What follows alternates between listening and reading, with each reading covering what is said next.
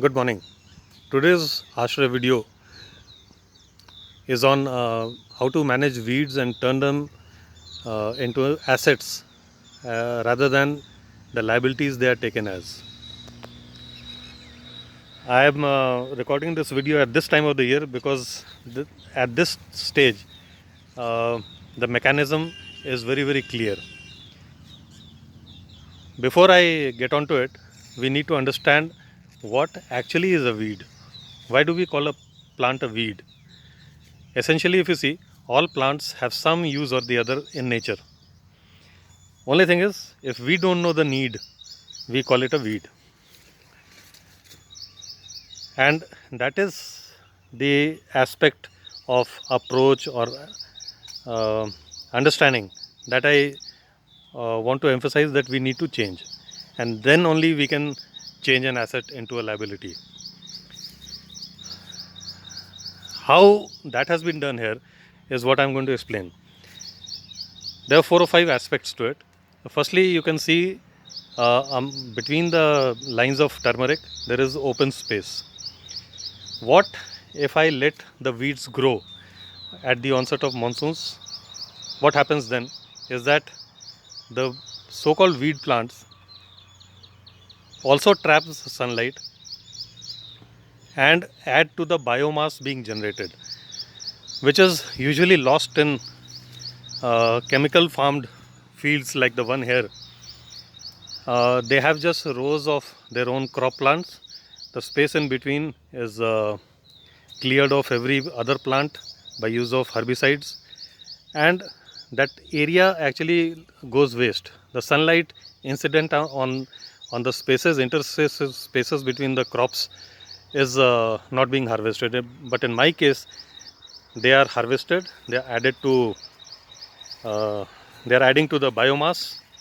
They go back as fodder to the cattle and come back as manure, and keep on improving the quality of the topsoil here. So the first thing is that the space utilization is best done if you let the weeds grow. The second part is that once the weeds start growing and the initial strong downpours or heavy downpours of rains, the weeds actually prevent runoff of topsoil. They hold the topsoil together, and my topsoil, which has been nurtured over years to become so rich in humus, remains in situ, which wouldn't have happened. In fact, uh, my neighbors' fields, if you can see, bulk of the topsoil keeps on coming to, they are on a higher ground, so bulk of their topsoil keeps on washing off into my land, and the quality of topsoil has actually been increasing here in the last 5-10 years that I've been cultivating this piece of land. So that is the second advantage of holding topsoil together. The third is, if you select the plant properly, the weed plant, so-called weed plant properly, you can manage things much better. Now this here, what you see is known as dudhi locally. It's a fodder plant. The cattle love it. It's highly nutritious and improves the quality of milk also.